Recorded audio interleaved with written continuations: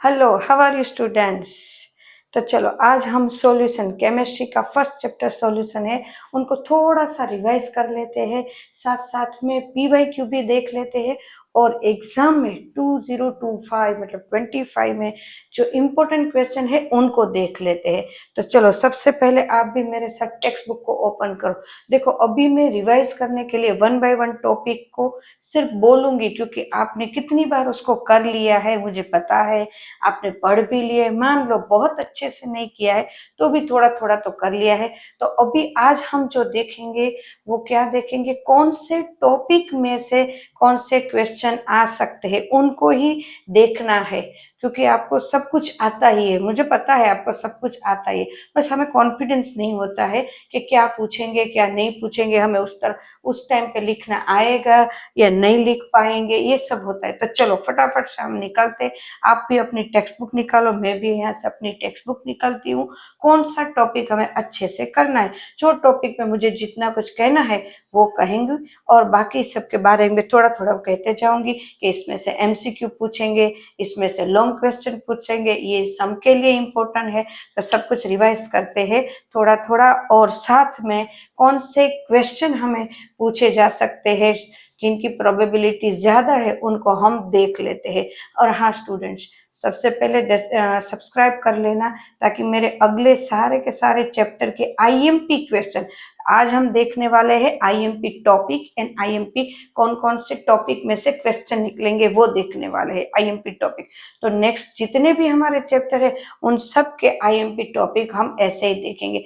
और हाँ, डिस्क्रिप्शन में मैं इनके क्वेश्चन आंसर और जो हमारे एक्सरसाइज के जो सम है उन सब को डिस्क्रिप्शन में मेरे राइटिंग में लिखे हुए कैलकुलेट किए हुए आप सबको दे दूंगी। तो आप अभी आईएमपी देख लो और जो आपको मतलब कि क्वेश्चन आंसर नहीं आते हैं उसको डिस्क्रिप्शन में आप लिख लेना, समझ ले, देख लेना और सब अपने आप नोट कर लेना। चलो तो सबसे पहले हम चैप्टर 2 निकालते हैं, आप भी चैप्टर 2 को निकालो, मैं वन बाय वन टॉपिक बोलती जाती हूँ ताकि आप भी करते जाओ। चलो सबसे पहले सॉल्यूशन जो चैप्टर है हमारा उसमें सबसे पहला जो टॉप पूरा हमारा पैराग्राफ है उनमें सॉल्यूशन के बारे में बताया कि सॉल्यूशन क्या है, क्योंकि दो कंपोनेंट को मिक्स करना है सॉल्यूशन, लिक्विड हो सॉलिड हो या गैस हो, एक लिक्विड हो एक सॉलिड हो, एक गैस हो लिक्विड हो, मतलब दो होने चाहिए, उनको मिक्स करना सॉल्यूशन कहते हैं। जैसे हमें ब्रोंज के बारे में बताया हुआ है, फिर हमें और भी दो चार ऐसे एग्जाम्पल दिए हैं जिसको हमें अच्छे से करना है, जिनके ब्रास के बारे ब्रोंज के बारे में, हमारी बॉडी में कितने पीपीएम जितने हमारे फ्लोराइड चाहिए, वो अगर वो ज्यादा है तो हमें क्या डिसीज हो रहे हैं उनके बारे में बताया हुआ है। तो इन शॉर्ट फर्स्ट जो पैराग्राफ है हमें एक बार अच्छे से रीड करना है और मैंने जो बोला उनके नीचे अंडरलाइन करना है अच्छे से समझ के, बराबर है। ध्यान से स्टूडेंट्स मैं जो करवाऊँ उस पर ध्यान दो, मेरा इतने सालों का एक्सपीरियंस है कि कौन से क्वेश्चन हमें आएंगे तो मैं बोलती हूँ उसमें से आते ही है, तो प्लीज नोट डाउन करते रहना। तो फर्स्ट हमारा पैराग्राफ ये है, बाकी रीड करना है। देन आता है 2.1 मतलब 1.1 फर्स्ट चैप्टर है 1.1 टॉपिक टाइप ऑफ सॉल्यूशन। तो टाइप ऑफ जो सॉल्यूशन है ना उसके कितने सारे टाइप दिए हुए हमारे जो टेक्स्ट बुक है उनमें पूरा एक टेबल दिया हुआ है। तो टेबल जो दिया है ना वो टेबल को आप अच्छे से करना, क्योंकि उनमें से 1 मार्क के क्वेश्चन आ सकते हैं। 1 मार्क्स का जो क्वेश्चन है उनमें से बन सकते हैं कि सॉल्यूट है वो लिक्विड है और सॉल्वेंट है वो लिक्विड है, तो वो कौन सा सॉल्यूशन बन रहा है। ऐसे हमारे 9 टाइप दिखाए हुए, टोटल टाइप दिखाई दे, टोटल 3 टाइप्स बनते हैं, उनके 9 अलग अलग हमारे एग्जाम्पल बन रहे, तो वो सारे के सारे करने हैं। मैं जो बोल रही हूँ सिर्फ अपनी टेक्स्ट बुक निकालो स्टूडेंट्स, टेक्स्ट बुक निकालो और उनमें से जो जो बोल रहे हैं उनके करते जाओ, क्योंकि अभी जो हम कर रहे हैं वो हमारे जो एमसीक्यू है उनके लिए भी कर रहे हैं और लॉन्ग क्वेश्चन के लिए भी साथ में कर रहे हैं। इसीलिए सॉल्यूशन एक बार टॉपिक रिवाइज हो जाएगा और आईएमपी टॉपिक पता चल जाएगा कि आईएमपी टॉपिक इसमें से क्या है। कभी कभी पता ही नहीं चलता कि इतना सारा बड़ा इतना जो हमारा चैप्टर उनमें से कौन से टॉपिक हम करेंगे, तो ये टॉपिक हमें करना है। देन वो टॉपिक के बाद मुझे ऐसा लगता है कि टॉपिक है जो इम्पोर्टेंट है वो बताओ तो अच्छा है, क्योंकि कोई कोई टॉपिक इजी होते तो आप पढ़ के भी कर सकते हो, तो हम उनमें ज्यादा टाइम वेस्ट नहीं करते। वैसे भी बड़ा अगर हमारा बहुत बड़ा वीडियो बन जाता है ना 1.5-2 घंटे का, और उनमें ऐसे एग्जाम्पल में मैंने टाइम पास किया है ना, तो फिर वीडियो में कोई कोई देखता नहीं। इम्पोर्टेंट चीज की हम डिटेल में बात करेंगे, बट जो पढ़ने जैसा है जो इजीली समझ में आता है उसमें मुझे नहीं लगता कि कोई टाइम वेस्ट करना है। तो जो हमारा 1.1 जो टेबल है वो आप अच्छे से कर पाओगे सॉल्यूशन के टाइप, बराबर है, तो उनको आपको करना है। एंड देन आ रहे हैं कॉन्सेंट्रेशन ऑफ सॉल्यूशन। हमारा कॉन्सेंट्रेशन ऑफ सॉल्यूशन मतलब जैसे कि मैंने वाटर लिया, उसमें मैंने ऐड किया सॉल्ट को, तो सॉल्ट को ग्राम में भी ऐड कर सकती हूँ, सॉल्ट को मैं और वाटर को ग्राम में भी ले सकती हूँ, साथ में वाटर को लीटर में भी ले सकती हूँ। अगर मैं उसका अलग अलग यूनिट ले रही हूँ, मेरी बात सुनो स्टूडेंट, यूनिट अलग अलग ले रही हूँ स्टूडेंट, तो उसका कॉन्सेंट्रेशन का जो यूनिट बनेगा वो भी अलग अलग बनेगा। तो हमारे पास ऐसे कॉन्सेंट्रेशन को फाइंड करने के लिए बहुत सारी अलग अलग फॉर्मूलाज दी हुई है, जिसके यूनिट डिफरेंट टाइप के यूनिट है, तो वो हम थोड़ा सा डिटेल में कर सकते हैं, क्योंकि वो बहुत इंपॉर्टेंट टॉपिक है। जैसे उनमें से 1 मार्क्स के क्वेश्चन 100% आएंगे उनमें से ही, तो आपको वो अच्छे से करने, क्योंकि वो उनमें से आते ही है। कौन कौन से टॉपिक में से 1 मार्क्स के आएंगे और कौन से टॉपिक में से 2 मार्क्स के सम आएंगे, 3 मार्क्स के सम, मैं सारे बताते जाऊंगी, सिर्फ नोट करते जाना। हमारा थोड़ा सा लंबा वीडियो रहेगा, बट सारा का सारा सॉल्यूशन चैप्टर के आईएमपीज मिल जाएंगे। तो सबसे पहले है हमारा ये W, वेट फॉर वेट, बराबर है, तो उनको देख लेते हैं सॉल्यूशन। तो उनके जो मैंने फॉर्मूला यहाँ पे दिए ना उसको अच्छे से करना। ये जो फॉर्मूला है ना वो हमारे सम के लिए भी उपयोगी है, वो यूजफुल होगी, और साथ साथ में एमसीक्यू के लिए भी यूजफुल होगी। हाँ ध्यान रखना, अगर नीट और जेडब्ल्यू में भी यही फॉर्मूला से याद आएंगे, तो इस फॉर्मूला से हम कैलकुलेट बहुत सारे क्वेश्चन कर सकते हैं। तो वेट प्लस वेट बराबर mass of component in the solution. Solution में जो हमारा कंपोनेंट, जैसे कि मैंने NaCl को डिसोल्व किया है, तो NaCl कितना है वो लेना है, साथ में total mass of solution. Total mass of solution मतलब सॉल्वेंट का भी और सॉल्यूट का भी, दोनों का मास टोटल मास में लेना है, मल्टीप्लाई 100, क्योंकि मैंने परसेंटेज में लिया है तो 100। तो इसका मतलब है WA प्लस WB। यहाँ पे एक बात नोट करनी है, A का मतलब होता है सॉल्वेंट हर एक जगह पे, और B का मतलब होता है सॉल्यूट। ये हमें याद ही रखना है, या तो 1 और 2 कहेंगे या तो A और B कहेंगे, ये अच्छे से याद रखना है, बराबर है। WB/WA plus B multiply 100। देखो उनमें से मुझे एक ऐसा MCQ याद आ रहा है जो आपको पूछ सकते हैं, ऐसे वाले, ऐसा ही हो सकता है, मे बी ना भी हो सकता, like this 30% of W NaOH का मुझे 250 ml सॉल्यूशन बनाना है, तो उनमें कितने ग्राम्स NaOH चाहिए, ऐसे भी क्वेश्चन पूछ सकते हैं। मैंने जो बोला वो समझ में आ रहा है। तो आप जब PYQ करने बैठो, इसमें PYQ भी मैं ले रही हूँ साथ साथ में, कि ऐसे कौन से क्वेश्चन पहले पूछे जा चुके हैं, तो कैसे MCQ अभी पूछेंगे, कैसे लॉन्ग क्वेश्चन अभी पूछेंगे, उनको भी हम थोड़ा थोड़ा कर रहे हैं। तो ऐसे क्वेश्चन हो सकते हैं, जो जो अभी क्वेश्चन में पूछ रही हूँ उनमें से कोई भी डाउट हो, कोई भी हम ये कर रहे हैं कि ऐसे पूछ सकते हैं, उनमें कोई डाउट हो तो आप कमेंट्स में तुरंत तुरंत लिखना कि मैम ये क्वेश्चन है, समझ में नहीं आ रहा है, उनका आंसर क्या हो सकता है, तो मैं उन आंसर भी हम कमेंट में आंसर देंगे। देन वैसे तो मैं पूरी पीडीएफ ही आपको भेजूंगी, पूरे सारे के सारे डिस्क्रिप्शन में भेजूंगे, तो उनमें से ऑलमोस्ट आ जाएंगे, सारे सम कैलकुलेट किए हुए, क्वेश्चन आंसर है, सब कुछ है। तो अब अच्छे से उनको देख लेना, बट अभी थोड़ा समझ भी लेते। ये मैंने इसीलिए ये पूरा समझा रही हूँ कि इनमें से 1 मार्क्स का क्वेश्चन बहुत ज्यादा आएंगे, तो उनको थोड़ा अच्छे से समझ लेते। लॉन्ग क्वेश्चन तो आप मैं वो टॉपिक पढ़ूंगी तो उसमें से आप समझ लोगे। चलो फिर वॉल्यूम ऑफ वॉल्यूम, मतलब कि दोनों को वॉल्यूम में लेना है, सॉल्यूट को भी और सॉल्वेंट को भी।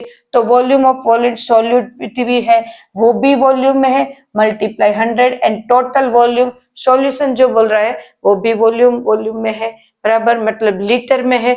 तो VB upon VA plus VB multiply 100, ये हमें फॉर्मूला यूज करना है। इन सब के कितने सारे MCQ बनेंगे, जितने चाहे हम बना सकते हैं, हम भी अपने बना सकते हैं। अगर तुम्हें अच्छे से आ गया तो तुम भी एक अपने फ्रेंड को बना के दे सकते हो, जैसे मैंने अभी एक बना के अभी ये बोला NaOH का कैसा है, तो तुम भी ऐसे सोच के बना सकते हो कि कैसे बनता है एक दूसरे को।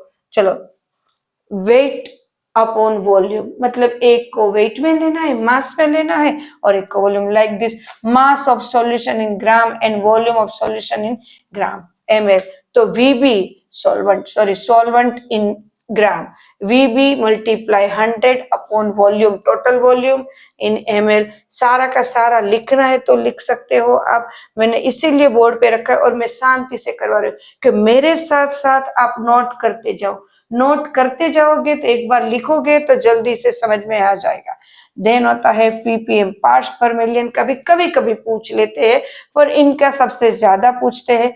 तो पार्ट्स पर मिलियन की बात करें, इनका सबसे ज्यादा पूछते हैं वैसे देखा जाए तो पार्ट्स पर million, number of parts of the component into 10⁻⁶, मतलब मिलियन जैसे हमारा सॉल्यूशन है, मिलियन जैसे पार्टिकल से बना, उनमें से एक पार्टिकल जो ले उनका देखना है हमें। तो total number of particle of the component of the solution, VB upon VA plus VB into 10⁻⁶, का मतलब मिलियन जितने हैं उनमें से हमारा जो पार्टिकल हम डिसोल्व किया है उनकी वैल्यू कितनी है, तो पार्ट्स पर मिलियन में उसकी कॉन्सेंट्रेशन वैल्यू हमें देखनी है।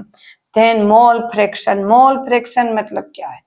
मोल फ्रैक्शन का तो बहुत सम पूछेंगे कि ये सॉल्यूशन बना हुआ है, H2O का सॉल्यूशन है, NaOH का सॉल्यूशन है, उसमें NaOH के मोल कितने हैं, मोल फ्रैक्शन में फाइंड करके दो। मोल फ्रैक्शन को x से हम प्रेजेंट करते, तो इसके है ना बहुत सारे MCQ पूछ सकते हैं। तो पहले उसकी टर्म्स तो आ जानी चाहिए, फिर MCQ हो ही जाएगा, पर अच्छे से टर्म्स का तो पता चल जाए। तो टर्म्स वैसे हमें आती है, सिर्फ एक बार रेफर करनी है। Number of moles of component and total moles of all component, मतलब सॉल्वेंट एंड सॉल्यूट, ANB।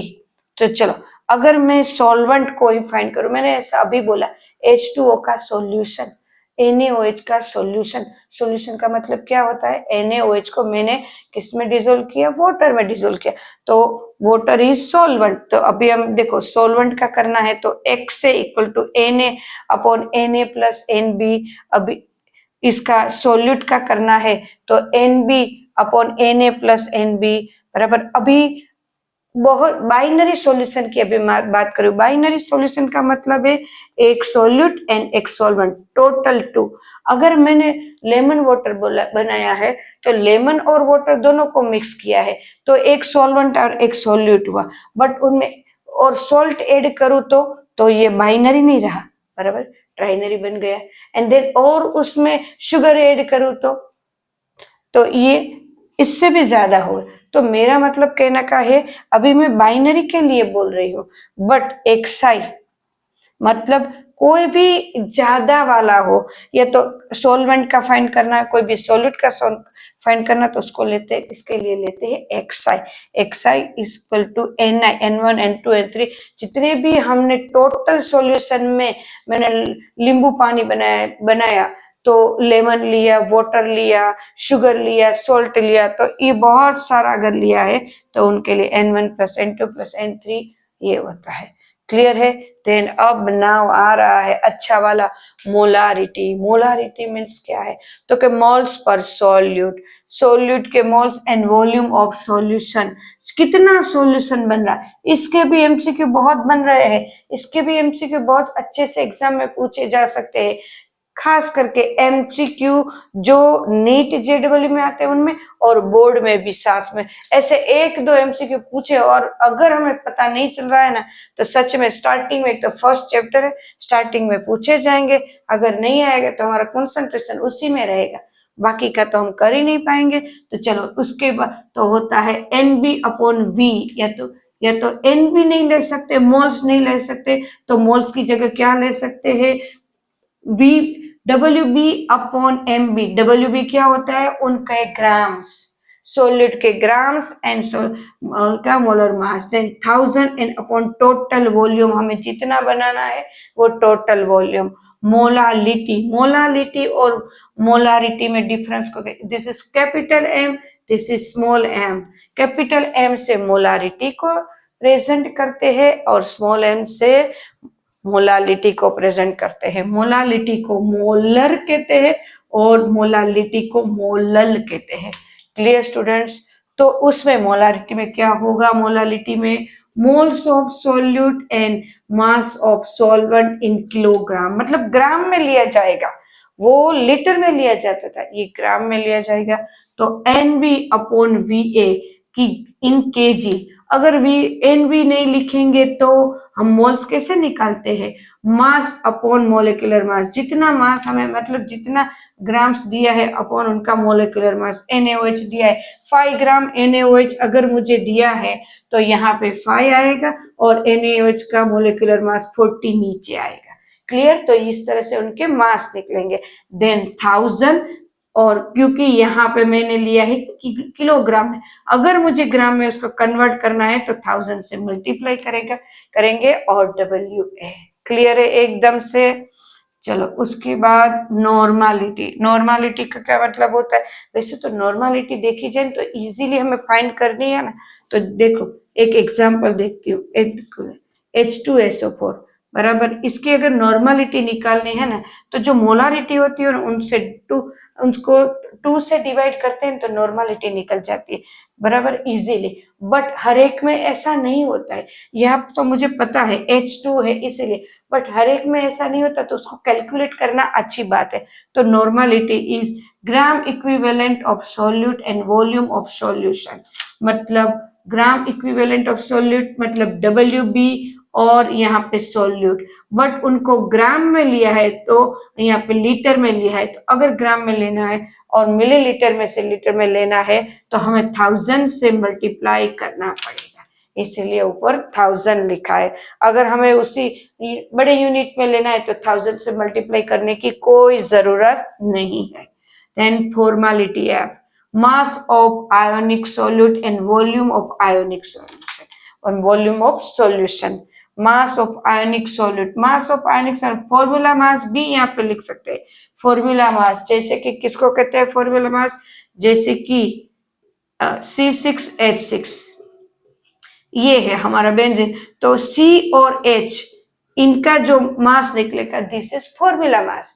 तो कोई ऐसे भी है हमारे जैसे कि ऑक्जेलिक एसिड H2C2O4, तो उनका भी फॉर्मूला मास निकलेगा, तो यहाँ फॉर्मूला मास ले सकते हैं। मतलब F equal to WB multiply 1000 and MB into V2, मतलब वॉल्यूम हमें लेना है। एकदम से क्लियर स्टूडेंट्स। इसको अगर लिखना है तो मेरे साथ भी, मैं जब बोलती गई, जब समझाती गई, तो आप लिख सकते हो आराम से। बाकी डिस्क्रिप्शन में मैं सारी की सारी ये फॉर्मूला दे दूंगी, तो आपको अपने हिसाब से कुछ करना है तो कर सकते हैं। Clear student. तो ये थोड़ा सा अच्छे से कर लेना है, क्योंकि इनके है ना 1 मार्क्स के आएंगे, और साथ साथ में हम और भी करते हैं। चलो और क्या करेंगे, तो कि आगे 1 बाय 1 टॉपिक देखते जा रहे हैं। चलो सबसे पहले चलो अपनी टेक्स्ट बुक को ओपन करो स्टूडेंट्स। चलो हाँ, मैं भी टेक्स्ट बुक को ओपन कर रही हूँ। चलो इसके बाद सारी की सारी ये टर्म्स समझने के बाद हमारी टेक्स्ट बुक में आते हैं उनके एग्जाम्पल 2.1 जो हमें अच्छे से करने हैं, एक दो बार पूछे जा चुके हैं।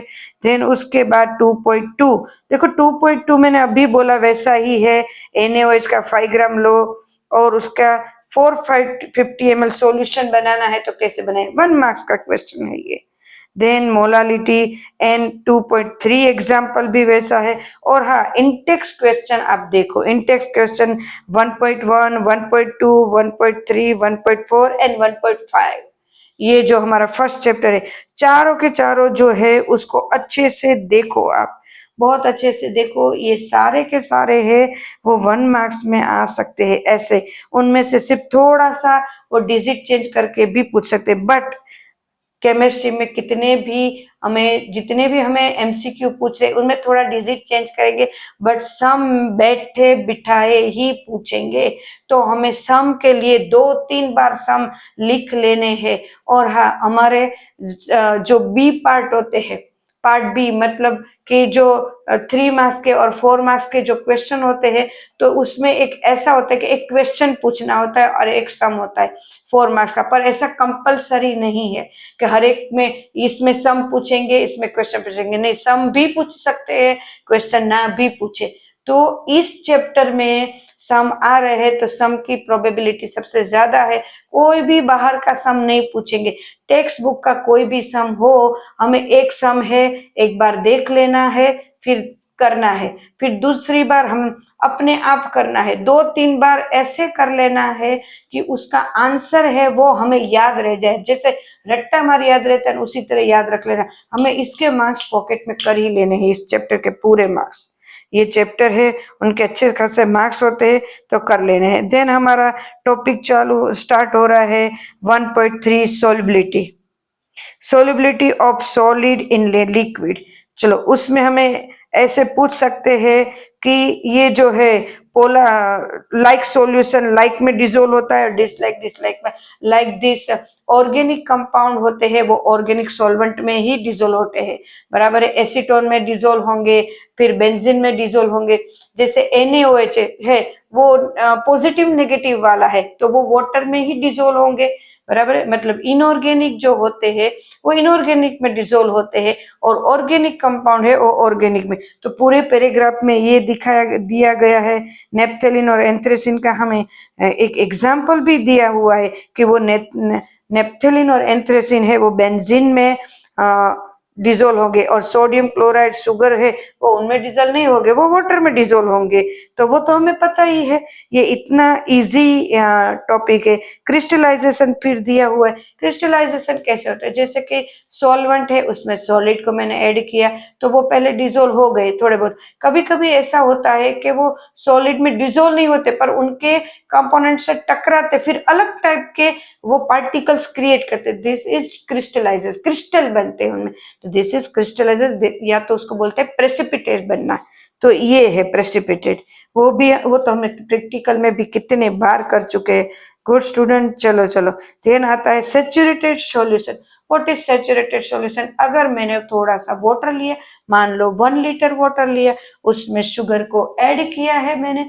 अगर मैं शुगर ऐड कर रही हूँ और उसमें जितना उसको मिक्स कर रही हूँ तो जितना डिजोल्व होता जा रहा है अपने आप, जितना अपने आप डिजोल्व होता जा रहा है, इसको रफ कर रही हूँ, जितना अपने आप डिजोल्व होता जा रहा है उसके बाद ज्यादा डिजोल्व करने की कोशिश कर रही हूँ बट हो नहीं रहा है, तो दिस इज सैचुरेटेड सॉल्यूशन। मतलब उसको हीट किए बिना जितना डिजोल्व होता है, this is saturated solution. Clear है student, saturated solution. Effect of temperature, देखो इसको एक थोड़ा सा ध्यान लेना।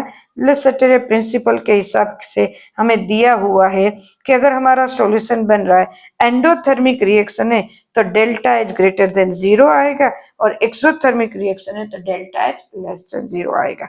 ये थोड़ा सा ध्यान रखना है। इफेक्ट ऑफ प्रेशर, तो इफेक्ट ऑफ प्रेशर के बाद उसमें थोड़ा सा कि प्रेशर अगर हाई प्रेशर करते हैं तो उसमें जो सोल्यूट है वो ज्यादा डिजोल्व होता जा रहा है, उसका हम आगे भी करेंगे ना, यहाँ पे थोड़ा सा दिया है। And then solubility of gas in a liquid, most IMP है, उसको अच्छे से करो। थोड़ा सा, क्योंकि उनमें हेनरीज लॉ आ रहा है। आगे का पढ़ो, फिर हेनरीज लॉ को अच्छे से करो। हेनरीज लॉ इम्पोर्टेंट है। आईएमपी इस साल के आईएमपी क्वेश्चन में हेनरीज लॉ है, एंड देर उसके क्या है, यूजेस या बोले या इसके एप्लीकेशन, किसके एप्लीकेशन, हेनरीज लॉ के। हेनरीज लॉ के application and uses is very important इस बार के चैप्टर में। तो हेनरी ने क्या बताया, हेनरी ने कुछ इतना इजी नहीं, हार्ड नहीं बताया। हेनरी ने इतना बताया भाई कोई भी सॉल्यूशन है, उनमें सोल्यूट को डिसोल्व करते हैं तो उसको हाई प्रेशर पे गैस को डिसोल्व करते हैं, उसके ऊपर हाई प्रेशर देते हैं तो वो डिसोल्व ज्यादा होगा। प्रेशर जितना ज्यादा होगा डिसोल्व उतना ज्यादा होगा।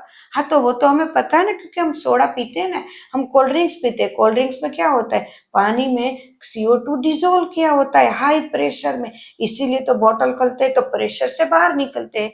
तो हेनरीज ने जो बताया वो बहुत राइट है और बहुत इजीली हमें समझ भी आ गया है। तो हेनरीज लॉ को, the solubility of gas in liquid is directly proportional to partial pressure of gas present above the surface of liquid in solution. मतलब अरे जितना प्रेशर दिया जाएगा उस हिसाब से वो डिसोल्व होता जाएगा। तो उसके ऊपर से उन्होंने एक फॉर्मूला भी दी है, P इक्वल टू केज इंटू एक्स। केज क्या है, this is constant and Henry's constant, क्योंकि हेनरीज ने दिया। अगर हमने दिया होता तो हमारा भी कांस्टेंट का नाम था। आप भी आगे पढ़ के अगर साइंटिस्ट बनोगे तो आप भी ऐसे कांस्टेंट दोगे तो आपका भी नाम आएगा। बराबर है स्टूडेंट्स। चलो ऐसे मतलब अच्छे से पढ़ोगे तो आ ही जाएंगे आपका भी नाम। तो चलो ये है हेनरीज कांस्टेंट। तो हेनरी का जो लॉ है वो कर लेना है। उनके जो एक साइड में उनके जो ग्राफ दिए हैं उनको भी थोड़ा बहुत हम देख ही लेंगे। क्लियर है स्टूडेंट्स। और इसमें नाइट्रोजन और ऑक्सीजन को जो वाटर में डिसोल्व होते हैं, ऑक्सीजन वाटर में डिसोल्व होते हैं, बट टेम्परेचर हाई होता है तो डिसोल्व है वो थोड़ा सा कम हो जाता है। तो उनको भी हमें दिया हुआ है। तो चलो उन ग्राफ को भी देख लेते हैं। चलो टेक्स्ट बुक में मेरे साथ साथ आगे बढ़ो ताकि फुल्ली आईएमपी पता चल जाए कि इस चैप्टर में पढ़ना क्या है एक्चुअली, और सिर्फ रीड क्या करना है। पढ़ना और रीड करना दोनों दिखना है। तो ये जो है हेनरीज लॉ उनको रीड करना है, लर्न करना है, उनके यूजेस को भी लर्न करना है। तो चलो देख लेते, पीछे एक टेबल दिया हुआ है, देखो इसमें nitrogen N2 O2 two times भी है। उसमें देखो टेम्परेचर हाई होता है तो KH की वैल्यू हाई होती है। बराबर है, KH की value high and temperature high होता है तो बराबर। हम जानते हैं कि अगर टेम्परेचर हाई करे तो कोई लिक्विड में हमने गैस को डिसोल्व किया, प्रेशर करके डिसोल्व किया हेनरीज लॉ के बाद, और उसमें अगर टेम्परेचर हाई हो गया तो उनमें गैस है वो कम डिसोल्व होगा, या तो उसको डिसोल्व करने की जो कैपेसिटी है वो कम होती है। तो हम इसको जानते हैं। हम कुछ भी कोल्ड ड्रिंक्स पीने जाते हैं तो हम क्या कहते हैं, ठंडा देना। ठंडा देने का मतलब क्या है, उसका टेम्परेचर लो है, लो टेम्परेचर में वो हाई प्रेशर पे डिसोल्व होता है। अगर हाई टेम्परेचर हुआ तो वो डिसोल्व कम होगा, इसीलिए उनमें स्ट्रॉन्ग कम होता है। आपने भी ये नोट किया होगा, पर वो उस टाइम हमें ये नहीं पता। आपको पता है पूरा केमिस्ट्री ना हमारे घर के आसपास ही होता है, हमारा घर में ही सब कुछ है। बट हमें ये टेक्स्ट बुक वाले कभी ऐसे कोई टॉपिक देते ही नहीं है, कि ऐसे कोई एग्जाम्पल नहीं देते जो हमारे घर में है। अगर हमारे घर के वाले एग्जाम्पल देते होते ना तो हमें एक ही बार में सब कुछ समझ में आ जाए। पर इतने हाई एग्जाम्पल देते हैं, इतने हाई रखते हैं कि हमें पता है, पता नहीं कौन सी लैब में जाके ये सब करते होंगे, इसीलिए हमें थोड़ा सा हार्ड लगता है। वैसे हार्ड नहीं है, 10 ही चैप्टर है और एक साल से हम कर रहे हैं। हम हर मंथ में एक करें ना तो भी चलेगा, और अभी तो 2 दिन में एक चैप्टर वो करें ना तो भी चल जाएगा, और हम आईएमपी तो कर रहे हैं। तो चलो उनमें से 1.4 जो हमारा एक एग्जाम्पल है उसको भी हम करेंगे। देन उसके बाद है हेनरीज लॉ। तो हेनरीज लॉ के यूजेस को हम अच्छे से देख लेंगे। आईएमपी है स्टूडेंट्स, आईएमपी इसको नोट करो। इफेक्ट ऑफ टेम्परेचर मैंने बता दिया, इफेक्ट ऑफ टेम्परेचर तो बहुत ही इजी है, उसको अच्छे से करो। अभी जो आ रहा है ना उसको ध्यान लो। अभी नेक्स्ट टॉपिक हमारा है 2.4 vapour pressure of liquid solution, vapour pressure of liquid solution की बात करें तो उनके लिए liquid and solid liquid solution की बात करें तो वो थोड़ा राउल्स लॉ के ऊपर से है। तो इस टाइप के लिए इस बार के लिए ये जो क्वेश्चन है मेरे ख्याल से हेनरीज और ये और एक आगे जो आने वाले हैं 99% इसमें से आएंगे, ये क्वेश्चन में से आएंगे। मैं जो बताऊं डाल्टन्स लॉ, पार्शियल प्रेशर बहुत अच्छे से आ सकते हैं इसमें से। ये बिल्कुल ही एक बार शांति से पढ़ोगे इजीली कंप्लीट हो जाएगा, बिल्कुल हार्ड नहीं है। तो ये आ सकते हैं ये क्वेश्चन देखो मैं पूरा लिख के ये रिवाइज नहीं करवा रही हूँ क्योंकि पूरा लिख के तो आप भी अपने आप रिवाइज कर। मैं आइए हम यहाँ पे बात कर रहे हैं आईएमपी क्वेश्चन कौन से है, कोई ऐसे टॉपिक है तो जो आईएमपी उनके बारे में बात कर रहे हैं, बाकी सब टॉपिक को डिटेल में नहीं देख रहे, सिर्फ आईएमपी टॉपिक की बात कर रहे हैं। पूरा डिटेल में तो बाकी वीडियो में हम कर चुके हैं कि कौन से क्वेश्चन करने हैं, डिटेल में करने मतलब कि कौन से क्वेश्चन को डिटेल में मैं समझाऊं। अभी हम कर रहे हैं आईएमपी क्वेश्चन, आईएमपी टॉपिक। तो आईएमपी टॉपिक की बात करें 1.5 जो हमारा ये है एग्जाम्पल उनको भी करते जाना 1.5। अब उसकी बात आगे का करो। चलो अभी बुक में आगे पेज में जा सकते हैं हम। चलो 1 मिनट मैं अपनी बुक में निकालू 1 मिनट। उसके बाद हमारा routes law and special case Henry's law एक बार पढ़ लेना। उसके बाद है vapour pressure of solution in solid liquid में एक टॉप में समझाती हूँ, थोड़ा बहुत उसको समझ लेते हैं कि जब कोई सॉल्वेंट अकेला होता है सारा का सारा अभी जो आएंगे ना वो सब इनके ऊपर ही मैं जो समझे तो लाइक दिस वाटर अकेला है, ये वाटर है वो वोलेटाइल हो रहा है अपने आप, तो सरफेस के ऊपर सिर्फ वाटर के पार्टिकल्स है तो वो वोलेटाइल हो रहा है क्योंकि वो वोलेटाइल हो रहा है। बट इनके अंदर मैंने सोल्ट को डिजोल्व किया NaCl, this is non volatile solute dissolve किया NaCl नॉन वोलेटाइल। तो अभी ये वाटर है, पहले क्या था सिर्फ वाटर था, उसके ऊपर सरफेस के ऊपर सिर्फ वाटर था। अब NaCl को जैसे ही मैंने डिजोल्व किया यहाँ बीच बीच में NaCl के कंपोनेंट आ गए, NaCl के कंपोनेंट आ गए। अब NaCl के कंपोनेंट बीच बीच में आ गए ना स्टूडेंट, तो जो वाटर है ये देखो बीच बीच में NaCl है, तो जो वाटर है वो वोलेटाइल हो रहा था, उनकी जो स्पीड थी वो कम हो रहा है क्योंकि बीच में ये है और ये तो नॉन वोलेटाइल है, तो इस जगह से तो वोलेटाइल हो ही नहीं सकता, यहाँ से तो ये रोक देता है, नहीं जाने देता कि मैं यहाँ आगे खड़ा हूं मेरे आगे कोई नहीं जाएगा। तो मतलब ये वोलेटाइल जो है हमारा वाटर, तो उनकी स्पीड थोड़ी कम हो जाती है। तो पूरा टॉपिक इनके ऊपर है, तो इनको पहले इनका वो कहना क्या चाहते हैं वो एक बार पढ़ के समझ लेना है, फिर उसमें आगे जाना है वोलेटाइल में। क्लियर है? तो अब नाउ उसको सिर्फ पढ़ना है और सिर्फ आगे जाना है। क्लियर है स्टूडेंट्स? उनको पढ़ना है, मैंने जो बोला उसमें ध्यान दो, बराबर है? पढ़ के आगे जाने देना है टॉपिक में। आइडियल सॉल्यूशन मान लो मैं भी पूछ सकते एक बार पढ़ लेना है, किसको कहेंगे आइडियल सॉल्यूशन? तो कि डेल्टा H की वैल्यू 0 होनी चाहिए और डेल्टा V की वैल्यू भी 0 होनी चाहिए। साथ साथ में जो सॉल्यूशन है राउल्स लॉ को फॉलो करेगा, उनकी सारी बात मानता है, वो आइडियल सॉल्यूशन है। बाकी आइडियल सॉल्यूशन नहीं है। बट हमारे आसपास ऐसे आइडियल सॉल्यूशन हमें दिखते नहीं है। क्या बोले? राउल्स लॉ को जो फॉलो करेगा, उनके लॉ को जो मानेगा वो आइडियल सॉल्यूशन है, जो उनके लॉ को नहीं मानेगा वो आइडियल सॉल्यूशन नहीं है। बट आइडियल सॉल्यूशन बहुत कम होते हैं हमारे आसपास, फिर भी हम देख लेते हैं कि आइडियल सॉल्यूशन कौन से है। तो चलो हमारे एक दो एग्जाम्पल दिए हुए हैं, सॉल्यूशन इन बिहेव कर सकते हैं। आइडियल सॉल्यूशन कौन कौन से ऐसे हैं जो बिहेव कर सकते हैं आइडियल जैसे? तो बहुत सारे ऐसे सॉल्यूशन होते हैं इनके जैसे, हाँ वो आइडियल है ऐसा नहीं है। Like this bromoethane, chloroethane, benzene, toluene, ये सारे है। And normal hexane, normal heptane, underline करो स्टूडेंट्स, अंडरलाइन। उसी पैराग्राफ में नीचे डेल्टा एच, डेल्टा वी के पैराग्राफ वाले नीचे पैराग्राफ में आप अंडरलाइन करो। दिख रहे हैं n hexane, n heptane, bromoethane, chloroethane, benzene, toluene, ये सारे हो सकते हैं। अब देखो कहता क्या है, आइडियल सॉल्यूशन क्या है, लाइक दिस। एक ऐसा है, A solvent, B solute. Solvent, जब एक सॉल्वेंट होता है उनमें कंपोनेंट ए होते हैं, सॉल्यूट होता है बी होता है। इन दोनों के बीच में अट्रैक्शन बनता है, जब दोनों को मिक्स करते हैं तो ए बी बनता है। तो इनके बीच का जो बॉन्ड था और इनके बीच की जो बॉन्डिंग थी, और अब न्यू बॉन्डिंग बन रही ए बी, क्योंकि पहले वाटर था, this is water, this is salt, अब बन रहा है volt, salt water, salt water, salt. तो इनकी बॉन्डिंग है पहले जितनी थी इतनी ही है रहेगी। तो दिस इज आइडियल सॉल्यूशन। मैं जो बोल रही हूँ समझ में आ रहा है।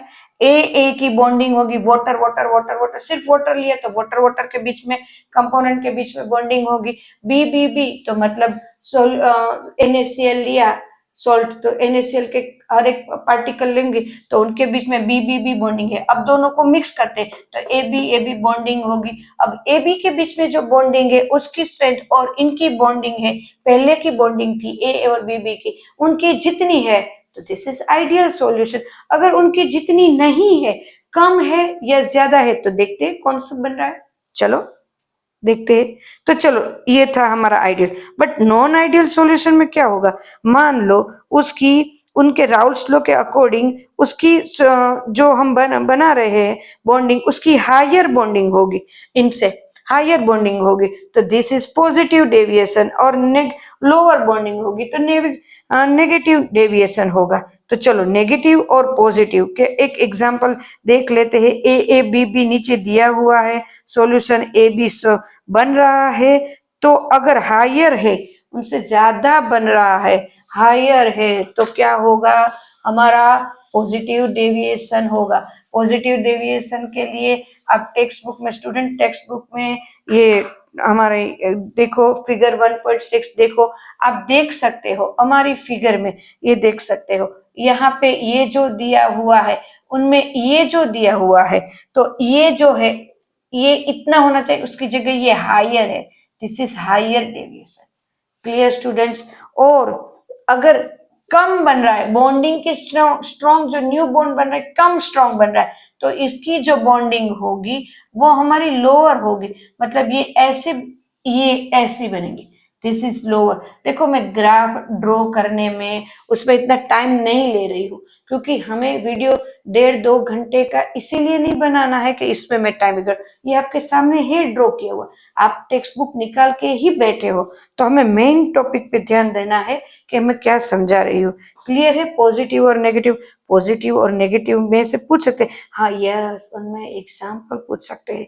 कौन कौन से एग्जाम्पल ऐसे है जो पॉजिटिव डेविएशन दिखाते हैं और कौन कौन से ऐसे है जो नेगेटिव दिखाते हैं। तो अंडरलाइन करो स्टूडेंट, अंडरलाइन करो पॉजिटिव वाले और नेगेटिव वाले। देखो आपको मिलेंगे पॉजिटिव और नेगेटिव के, दिख रहे हैं कहीं पे भी आपको। देखो एसीटोन, हाइड्रोजन बॉन्ड वाला इथेनॉल एंड एसीटोन, पॉजिटिव वाला मिला आपको कि नहीं मिला। एंड देन नेगेटिव वाला भी आप देख लो, नेगेटिव के कौन कौन से है, क्लोरोफॉर्म दिख रहा है एंड एसीटोन दिख रहे, तो ये नेगेटिव के डेविएशन है। विकर नेगेटिव बन रहा है डेविएशन, अंडरलाइन करो। ये 1 मार्क्स के लिए मोस्ट आईएमपी है। ऐसे 4 अलग अलग टाइप के एग्जाम्पल देंगे और पूछेंगे इनमें से राइट क्या है, अंडरलाइन करो स्टूडेंट। उसी में फिनोल एंड एनिलीन मिला नेगेटिव में, phenol and negative aniline mixture is negative deviation मिला स्टूडेंट्स। 1 मिनट के लिए वेट कर रही हूँ, आप अंडरलाइन करो। चलो फटाफट से अंडरलाइन करो,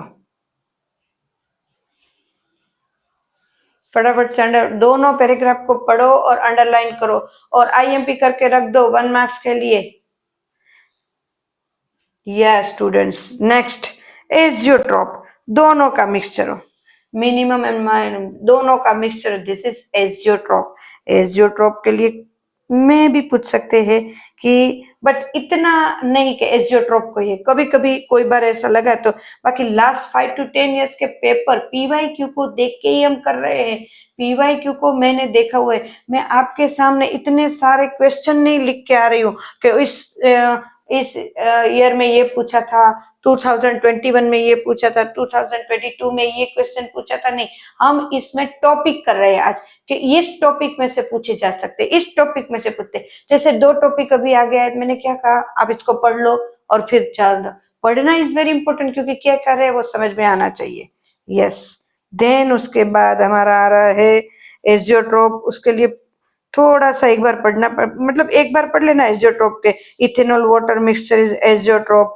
एजियोट्रोप दोनों का मिक्सचर होता है, बस colligative property and determinative molar mass. हाँ, अब आ रहा है इस साल का मोस्ट आईएमपी क्वेश्चन 1.6.1 टॉपिक। ऐसे बहुत 95 से भी ज्यादा परसेंटेज ऐसा लगता है कि यही क्वेश्चन आएगा and Henry's law, and then अभी आगे 2-3 ऐसे क्वेश्चन आ रहे हैं। तो उस टॉपिक को इसमें से अच्छे से करना है, ये टॉपिक को। अभी ये टॉपिक कौन सा है, तो कि ये टॉपिक हमने लिया है, कौन सा टॉपिक है हमारा ये, तो कि ये वेपर प्रेशर को फाइंड करना है, किसके अकॉर्डिंग, तो कि ये जो वेपर प्रेशर फाइंड करना है नॉन वॉलेटाइल सॉल्यूट और वॉलेटाइल सॉल्वेंट के बीच में है, और हमने राउल्ट्स लॉ को इसमें फॉलो किया हुआ है। तो ये वेरी इंपॉर्टेंट, और उसमें से ऐसा भी क्वेश्चन पूछ सकते हैं कि राउल्ट्स लॉ को फॉलो करते हुए मोलिकुलर मास निकालने का ये क्वेश्चन पूछो, तो ये आ सकते हैं। तो 2.6 टॉपिक को अच्छे से करना है, और इसको अलग अलग तरीके से पूछ सकते, डिफरेंट टाइप से पूछ सकते हैं। Clear students? Then example 2.6, elevation of boiling point and elevation of freezing point. ये टॉपिक पहले बहुत पूछते थे, हर साल में ऐसा था कि एक बार बॉइलिंग पॉइंट पूछते थे, एक बार फ्रीजिंग पॉइंट पूछते, बट अभी बहुत सारे ऐसे टॉपिक चेंज होते जाए लास्ट 5 to 10 इयर्स में, जैसे ये इस बार ये तो लगता है कि यही पूछेंगे। तो हो सकता है, ऐसा नहीं है कि ये फ्रीजिंग वाला नहीं पूछ सकते हैं फ्रीजिंग और बॉइलिंग वाला। तो बॉइलिंग और फ्रीजिंग कहते क्या है? अरे बॉइलिंग और फ्रीजिंग कुछ नहीं कहते, मैंने अभी जो समझा है वही, कि अकेला अगर सॉल्वेंट होगा तो उसका वेपराइजेशन ज्यादा होगा, अगर उसमें NaCl ऐड करेंगे तो उसका वेपराइजेशन कम हो जाएगा।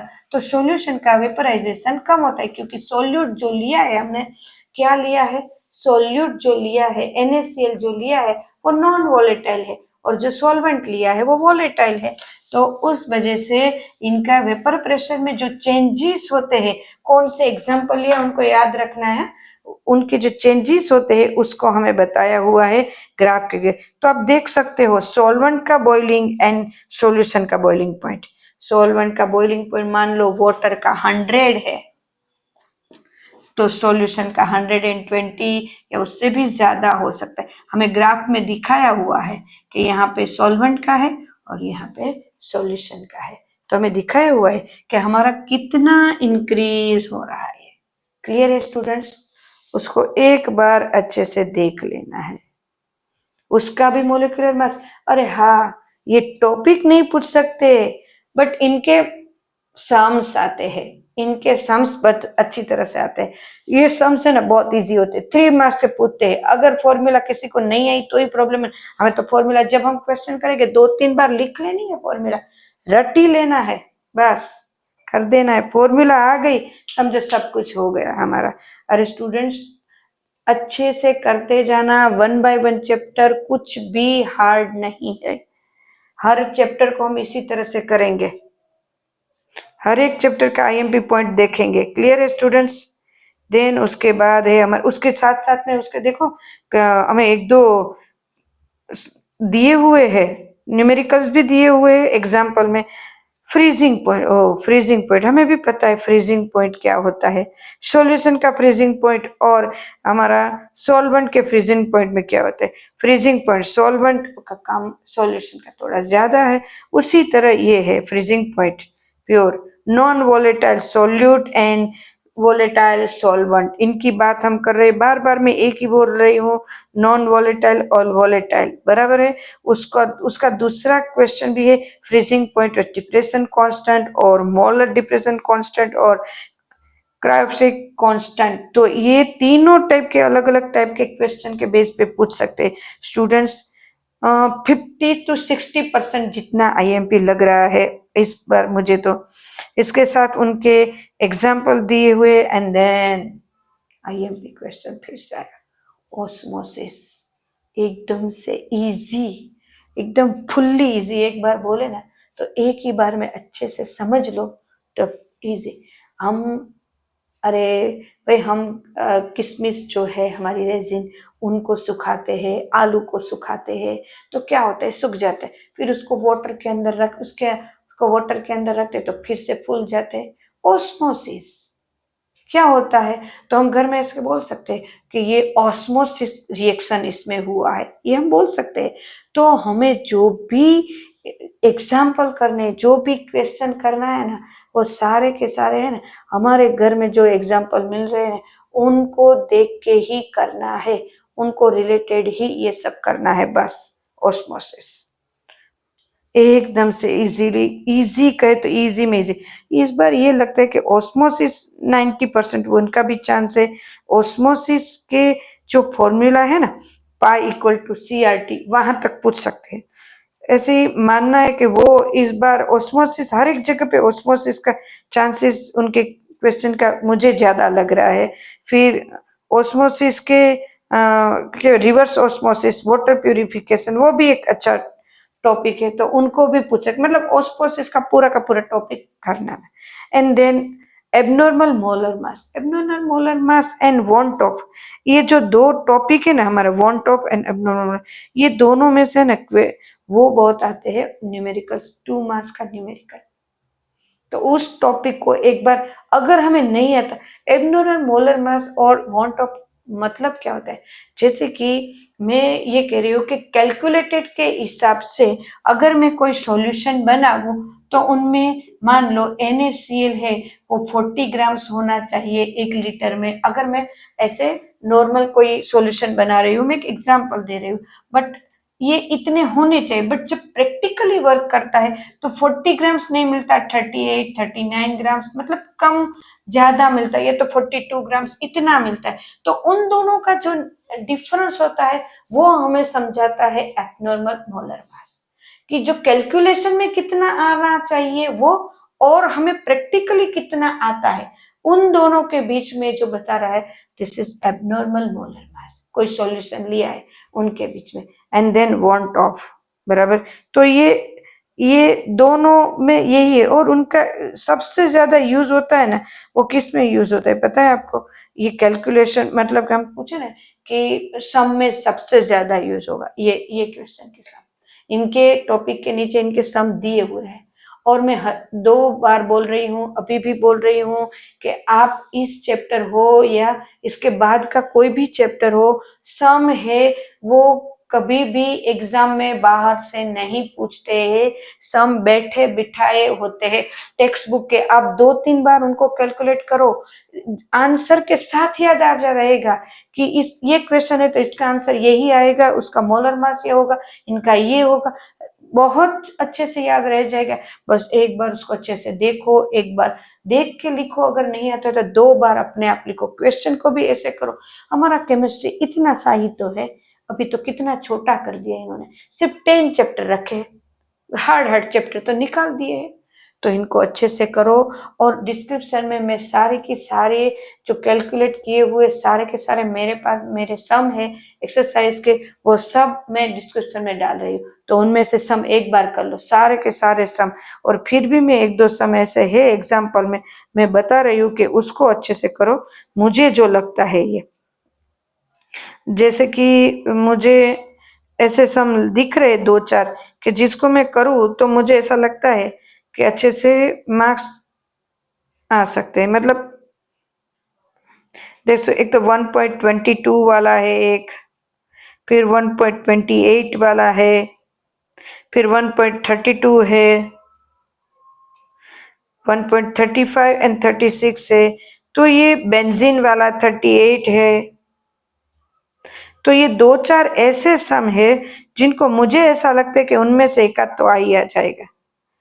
इजी है, कोई ऐसे अगर हमें फॉर्मूला याद रह गई है तो मुझे नहीं लगता कि इसमें से कुछ भी हार्ड है, कुछ भी हार्ड है।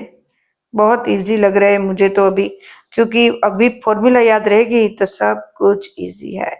चलो स्टूडेंट, ये चैप्टर के आईएमपी मैंने बता दिया है कि इस टॉपिक को, कौन से टॉपिक को अच्छे से करना है, तो आप याद रखो इन सबको अच्छे से करना है। चलो फिर नेक्स्ट चैप्टर में हम आगे बढ़ते हैं।